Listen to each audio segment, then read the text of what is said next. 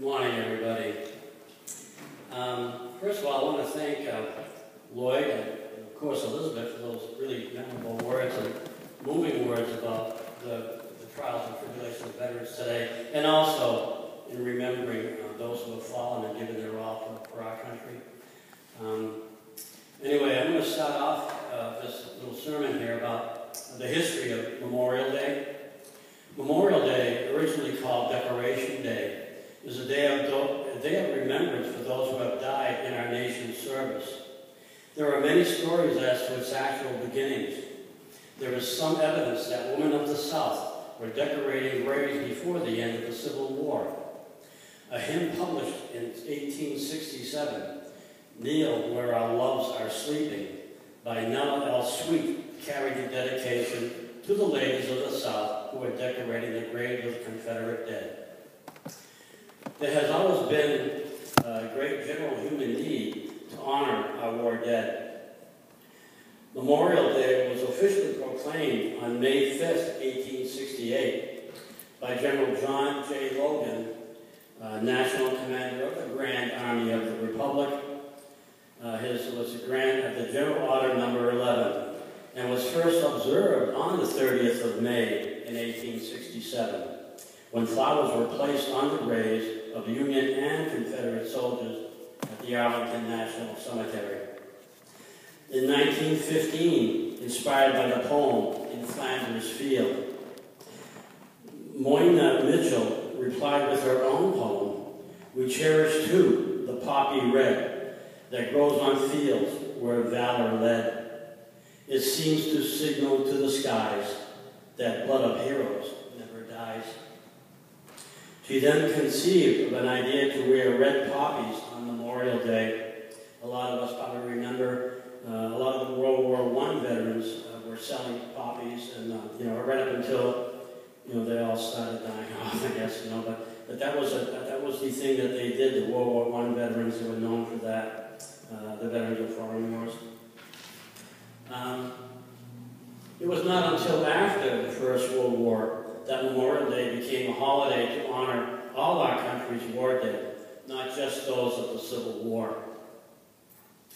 In speaking for myself and other veterans I've talked to, Memorial Day should also be a day of reconciliation, a time for coming together to honor and remember not only those who gave their all, but to all who have served, especially in times of war.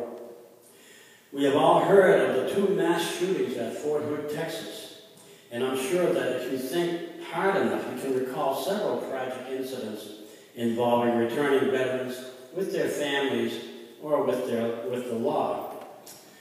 In my own experiences during the Vietnam War, I was stationed at Fort Hood, Texas, which is now called the Hood. Army post at that time, this Army post at that time was the largest military post in the free world.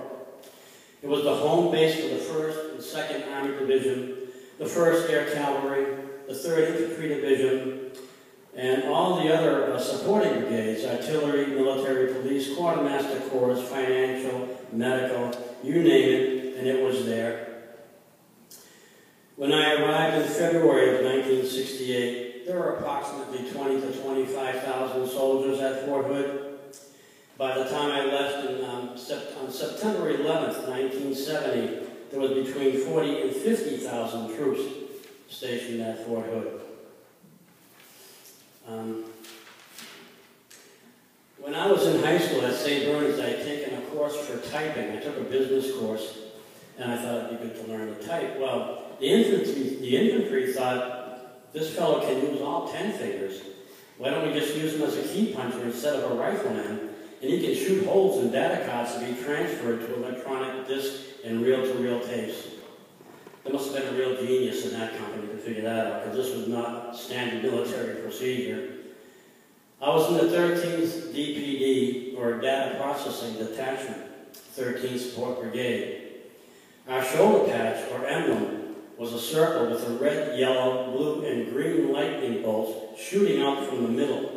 We called it the burning butt. The military was just starting to get into the digital age in the 60s. And you're probably thinking, oh, this guy's old, I'm dating myself. I want to say, at least I'm dating somebody, right? We had to process all the troops who were coming back from Vietnam and all those poor souls who were going over. Now, when you have a city the size of Fitchburg with 40 to 50,000 young, angry, drafted men who, for the most part, did not volunteer, who were coming back traumatized and addicted to heroin, or just as many who were getting deployed and did not like it one bit, and who were also probably using drugs.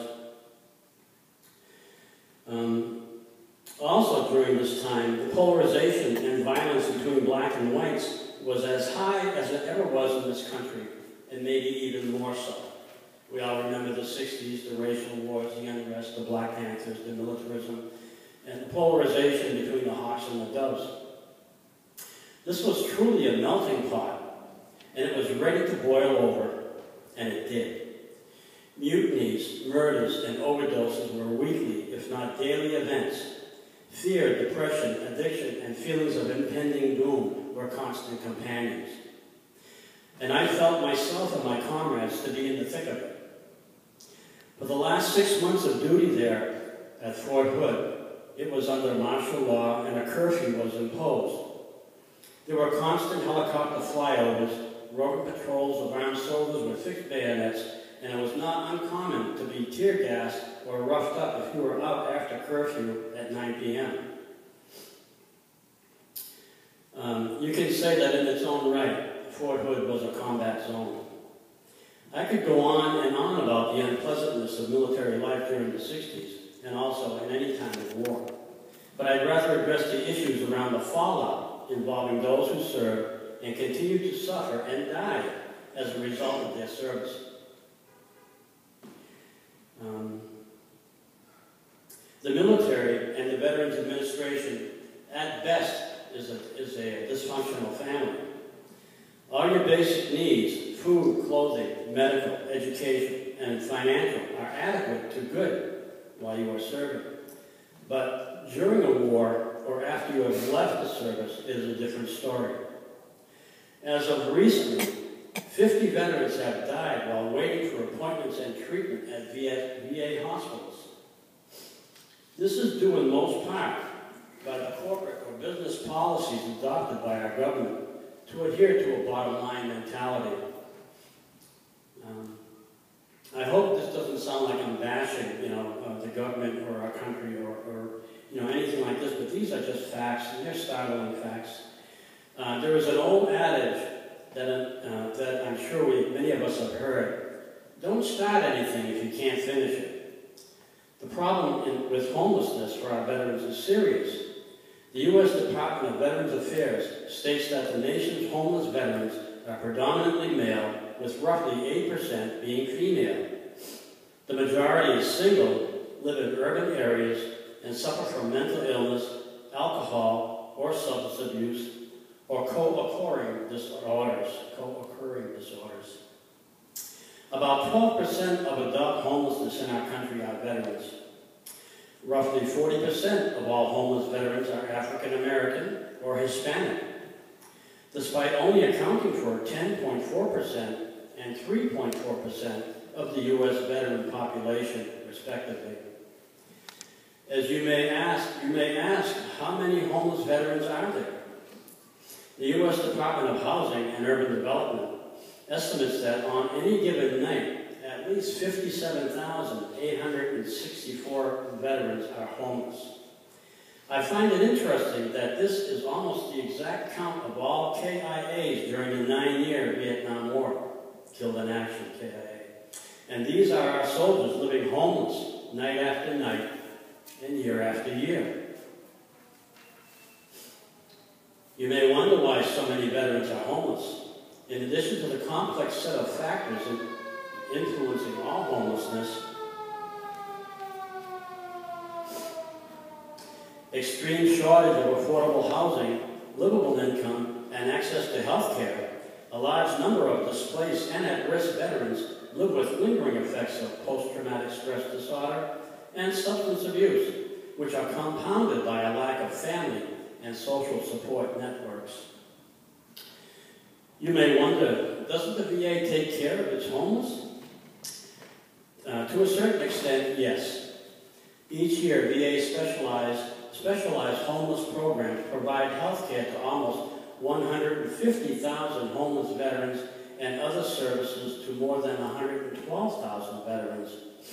Additionally, more than 40,000 homeless vets receive compensation or pension benefits each month. Usually what works best is the nonprofits, veterans helping veterans, community groups, things of this nature. Government money, while important, is limited, and available services are often at capacity level. It is critical, therefore, that community groups reach out to help provide support, resources, and opportunities that most Americans take for granted. Housing, employment, health care. If you are wondering, what can you do? You can contact your mayor's office or town officials for a list of providers or search the NCHV database. What I find surprising and most shocking and sickening, even to me, is that in my research I came across an article called Hidden Enemy, documentary exposes the covert operation behind military suicides. The featured articles in this documentary are: 1.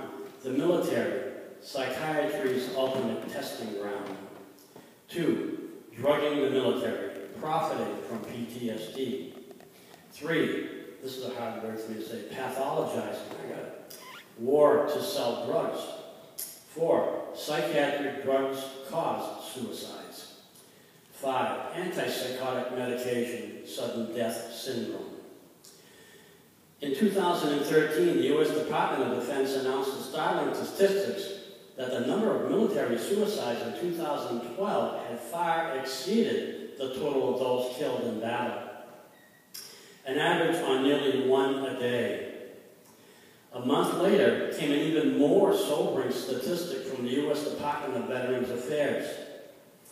Veteran suicide was running at 22 a day, about 8,000 a year. Our Secretary of Defense has called suicide in the military an epidemic. Also, what I found from my own experiences in the veterans population, and is not listed in any category, is a far more frightening and discouraging rate of suicides from what we call suicide on the installment plan. This manifests itself in many ways: drinking and drugging into oblivion and then death, by misadventure, murder, and in a multitude of ways by just simply not taking better care of yourself. Any kind of obsessive, self-destructive behavior. Some have claimed that this epidemic is caused from the stresses of war. But the facts reveal that 85% of military suicides have not seen combat, and 52% have never been deployed. So what is the cause of these military suicide rates to soar? Well, you start to pull the thread a little bit, and the fabric starts to unravel. According to a new documentary, The Hidden Enemy, Inside Psychiatry's Covert Agenda, all evidence points in one direction: the soaring rate of psychiatric drug prescribing since 2003. Some of the well-known side effects of these drugs are depression, increased aggression, suicide, and suicidal thoughts. We all hear this on the pharmaceutical advertisements on TV, that, they give you a list a mile long about the side effects, and we have to pay attention to them. But anyway, all these are reflected in similar uptrends in the rates of military domestic violence, child abuse, and sex crimes, as well as self-harm. You start to pull the thread a little further, and you find psychiatrists ever widening the definitions of what it means to be mentally ill, especially when it comes to post-traumatic stress disorder in soldiers and in veterans. In psychiatry, Diagnoses of psychological disorders such as PTSD, personality disorders, or post-traumatic stress are inevitably always followed by prescribing at least one psychiatric drug. Psychiatrists know that their drugs do not actually cure anything, but merely mask the symptoms. They are well aware of the dangerous side effects, including possible addiction. However, they claim that the risk of medication side effects are exceeded by their benefits. And while the soldier's real problem goes unaddressed, his health deteriorates. In the face of these grim statistics, more and more money is being lavished on psychiatry. The U.S. Pentagon now spends $2 billion a year on mental health alone. The Veterans Administration mental health budget has skyrocketed from less than $3 billion in 2007 to nearly $7 billion in 2014, while conditions continue to worsen. The hidden enemy reveals the entire situation in stark relief, while urging that soldiers and veterans become educated on the true dangers of psychiatry and psychiatric drugs. The answer lies in their right to a full and honest informed consent, as well as exercising their right to refuse treatment. Our service members need to know there is a safe and effective non-psychiatric solution to the horrors of combat stress, and that these solutions will not subject them to dangerous toxic treatment that will only send their health spiraling downward.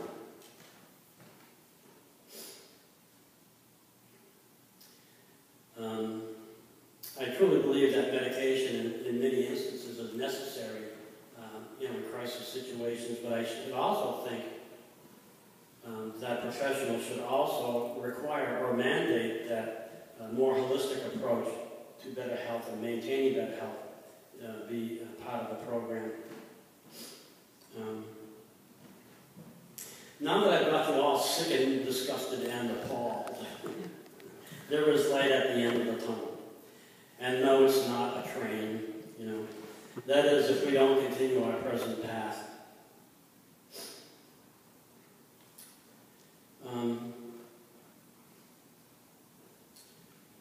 Like I say, some of the issues around helping the veterans holistically are in the community, veterans to veterans, social services, just outreach and just taking care of them, finding them homes and things of this nature. Most of that is paid for by voluntary contributions.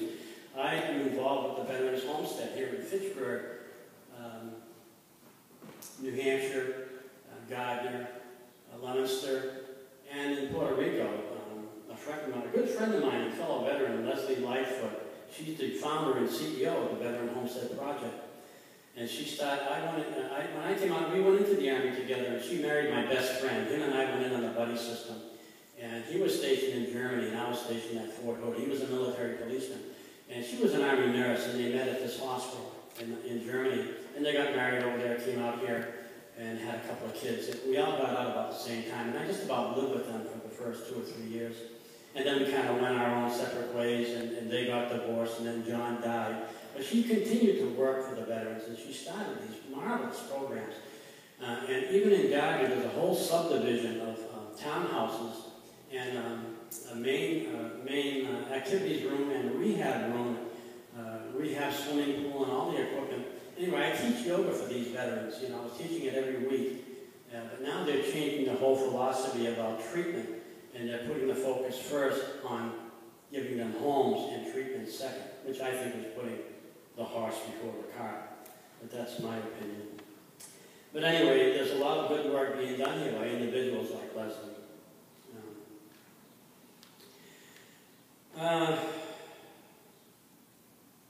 In my personal experiences, I'm going to give myself, or what has worked for me.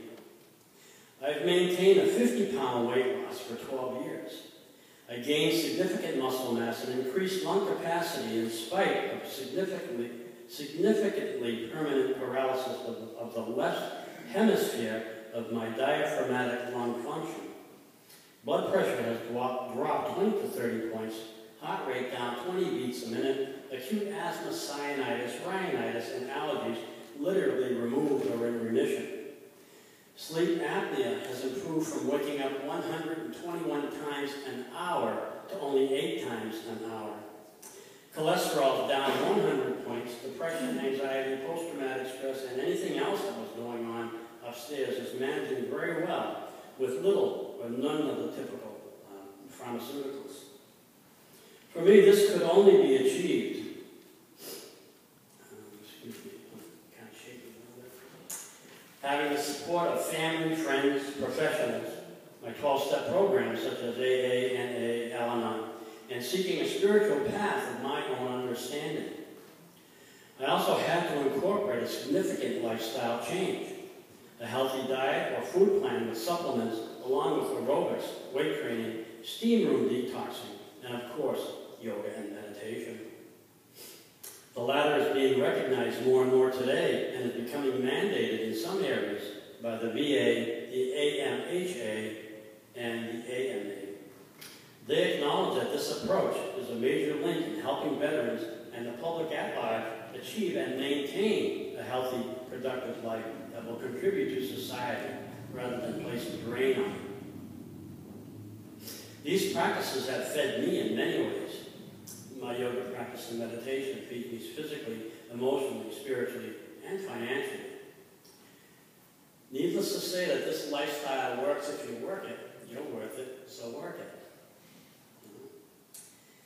If anyone is interested in learning more about the plight of our veterans, you can get lots of info on your computers by Googling shocking military suicide rates, the veteran suicide epidemic, CCHR International, or for homeless veterans, you can Google the National Coalition for Homeless Veterans. I'll end this service by just saying this is our food for thought today. Amen.